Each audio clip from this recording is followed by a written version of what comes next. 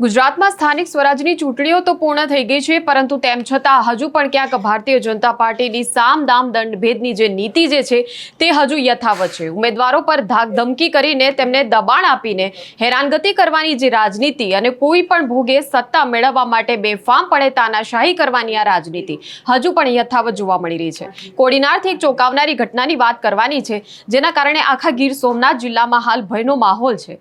કોડીનાર તાલુકા પંચાયતના કોંગ્રેસના જીતેલા ઉમેદવારોને ગઈકાલે દ્વારકા પોલીસ પકડીને પોલીસ સ્ટેશન લઈ ગઈ તેવા આક્ષેપો થયા છે। ત્યારે શું છે આ સમગ્ર ઘટના તે જાણીશું આ વિડીયોમાં। નમસ્કાર, નિર્ભય ન્યૂઝમાં આપની સાથે હું મયુરી। તો ઘટનાની વિગતો એવી છે કે કોડીનાર તાલુકા પંચાયતના કોંગ્રેસના તમામ ચૂંટાયેલા ઉમેદવારો એ ચૂંટણીના પરિણામો આવ્યા બાદ માનતા રાખી હોવાને કારણે પોતાના પરિવાર સાથે ભગવાન દ્વારકાધીશના મંદિરે દર્શન કરવા માટે ગયા હતા અને મંદિરે દર્શન કર્યા બાદ હોટલમાં તેમણે રાત્રિ રોકાણ કર્યું હતું અને જ્યાં હોટલમાં તેઓ રોકાયા હતા ત્યાં અચાનક પોલીસ આવી જાય છે અને આખી હોટલને ઘેરી લે છે। જે પ્રકારના આક્ષેપો થયા છે તે મુજબ લગભગ 100 જેટલા લોકોનો સ્ટાફ હતો પોલીસનો। હોટલની અંદર તેઓ પ્રવેશ્યા અને કોંગ્રેસના તમામ ઉમેદવારોને ધાકધમકી આપીને તેમને પોલીસ સ્ટેશન લઈ ગયા છે। ત્યારે આ ઉમેદવારોની સાથે કારડિયા રાજપૂત સમાજમાં એક મોટું નામ ધરાવતા અગ્રણી મનોજભાઈ મોરીને પણ પોલીસે પકડીને પોલીસ સ્ટેશન લઈ ગયા છે। ત્યારે આ મામલે મિતિયાજ ગામના સરપંચે એક વિડીયો બનાવીને સમગ્ર વિડીયો ફેસબુક પર વાયરલ કર્યો અને આ સમગ્ર હેરાનગતિની જે વાત કરી છે તે પહેલા જોઈ લઈએ। અમે કોડીનાર તાલુકાના સ્થાનિક સ્વરાજની ચૂંટણી પૂર્ણ થઈ ત્યારબાદ અમે જે ચૂંટાયેલા સદસ્યો છે એ દ્વારકાધીશની માનતા માની હતી તેના દર્શન અર્થે અમે 2 દિવસ પહેલાં આવેલા। અમે એક દ્વારકાધીશ હોટલમાં રાત્રે રોકાણ કર્યું હતું। ત્યારે અમને કોઈ પણ જાણ કર્યા વગર કે કોઈ પણ ખબર અંતર પૂછ્યા વગર અમારા જે 100 થી 150 પોલીસે રાત્રે 9 વાગે અમારી હોટલને ઘેરી અને અમારા ખોટા નિવેદન અમને ધાક ધમકી આપેલ છે। ખોટી રીતના અમને હેરાન પરેશાન કરેલ છે।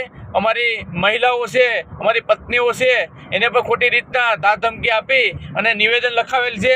અને અમે જે છે એ દર્શન કરવા માટે આવ્યા છે, અમે કોઈ લૂંટફાટ કે ચોરી કરવા આવ્યા નથી।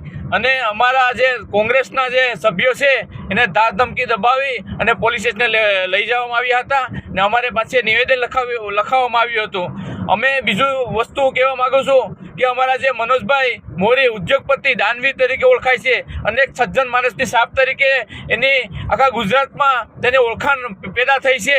ત્યારે એવા માણસને પણ ખોટી રીતના કાલે રાત્રે 9 વાગે દ્વારકા એસપી દ્વારા અને પોલીસ દ્વારા એનો જે છે એરેસ્ટ કરી અને તેને પણ ખોટા કેસમાં સંડોવવા માટેના પ્રયાસ કરવામાં આવ્યા છે। તો હું એક કહેવા માગું છું, એક ગુજરાત સરપંચ તરીકે, મિતિયાજ ગામના સરપંચ તરીકે અને તાલુકા પંચાયતના સદસ્યના પ્રતિનિધિ તરીકે કે આ પોલીસ છે અને આ તાનાશાહીમાં ક્યારે અમે મુક્ત થશું। કારણ કે આવા અમે લોકશાહી ઢબે ચૂંટાયેલા સભ્ય તરીકે પણ આમાં સુરક્ષિત નથી, મહિલાઓ સુરક્ષિત નથી, પુરુષો સુરક્ષિત નથી, લોકો સુરક્ષિત નથી। તો ત્યારે અમે પોલીસ તંત્રને કહેવા માગું છું કે આવા ખોટા કેસમાં ફસાવવા માટેના તમે જે પડદા પાછળ કામ કરી રહ્યા છે તેનું જે બંધ કરો અને લોકોને સ્વતંત્રતાથી જીવવા દો, એવી મારી લાગણી અને માગણી છે। રેડી? તો કોડીનાર તાલુકા પંચાયતના પરિણામોની જો વાત કરીએ તો કોંગ્રેસને તેમાં 12 બેઠકો મળી છે, ભારતીય જનતા પાર્ટીને 11 બેઠકો મળી છે અને અપક્ષ ઉમેદવારના ફાળે 1 બેઠક ગઈ છે। ત્યારે સ્વાભાવિક રીતે જ ઓછી બેઠકો મળવાને લીધે ભારતીય જનતા પાર્ટીએ આ ષડયંત્ર કર્યું હોય તેવા આક્ષેપો થઈ રહ્યા છે। ત્યારે કોંગ્રેસ નેતા જિગ્નેશ મેવાણી આ મામલે શું કહ્યું તે પણ જોઈ લઈએ। મિત્રો, વિપક્ષના કોઈ માણસો એ પોલીસને દલાલ કે એમના માટે કોઈ આકરા શબ્દોનો પ્રયોગ કરે તો પોલીસને બહુ ચચરે છે અને ઘણીવાર તો એટલું ચચરતું હોય છે કે આઈપીએસ ઓફિસરોનું એસોસિએશન કોઈ નેતાની વિરુદ્ધમાં ચૂંટણી પંચને ફરિયાદ કરવા જતું હોય છે। પણ ભયંકર દલાલીનો ગુજરાત પોલીસના એક જિલ્લાના પોલીસ કર્મીઓનો દલાલીનો એવો ભયંકર કિસ્સો તમારી સમક્ષ ઉજાગર કરવા માંગુ છું કે તમે માની નહીં શકો। ગઈકાલે ગીર સોમનાથ જિલ્લાના કોડીનાર તાલુકા પંચાયતના કોંગ્રેસ પક્ષના 13 ઉમેદવારો પોતાની પત્ની, બાળકો, મા બાપ, ઘર પરિવારના લોકો સાથે દ્વારિકા દર્શન કરવા ગયા હતા। ત્યાં એક હોટલમાં રોકાયા હતા। તો ભાજપને તમે કેમ વોટ નથી આપતા એવું કહીને બધા જ લોકોને દ્વારકા પોલીસે આખી રાત ઇલીગલી લગભગ કિડનેપ કર્યા હોય એ પ્રમાણે ઉઠાવી લીધા। મોટો પોલીસનો કાફલો હતો, એ બધા લોકોને દ્વારકા પોલીસ ઉપાડી ગઈ। ગઈકાલથી કોંગ્રેસ પાર્ટીના મિત્રો એ સતત જિલ્લા પોલીસ વડાના બધા સાથે વાત કરવાનો કોશિશ કરી રહ્યા છે.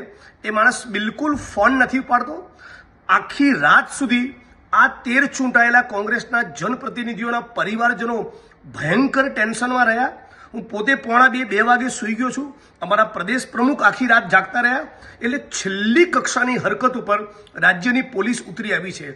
ભારતીય જનતા પાર્ટીની તાલુકા પંચાયત સીધી રીતે ના બનતી હોય તો કોંગ્રેસના ચૂંટાયેલા જનપ્રતિનિધિઓના બકાયદા કિડનેપ કરવા, ગેરકાયદેસર એમની અટકાયત કરવીને કોઈ પણ ઓફેન્સ, કોઈ પણ ગુનો દાખલ થયેલો નથી. છતાં દ્વારકા પોલીસ એ કોડીનારના બધા માણસોને ઉઠાઈ લે એ કેટલી નીચ કક્ષાનું કૃત્ય છે એની આપણે કલ્પના કરી શકીએ છીએ. આવતીકાલે કદાચ અમે રાજ્યના પોલીસ વડાને મળવા જવાના છીએ, પણ રાજ્યની જનતાએ જાગવાની જરૂર છે કે કઈ હદે ભારતીય જનતા પાર્ટીની દાદાગીરી, હિટલરશાહી અને પોલીસ દમન એ ગુજરાતમાં વધી ચૂક્યા છે. હું માગણી કરું છું કે આ તમામ પોલીસ કર્મીઓની સામે કિડનેપિંગ અને એકબીજાના મેળાપીપણામાં જે કિડનેપિંગનું કૃત્ય કર્યું છે એનો ફોજદારી ગુનો દાખલ થવો જોઈએ.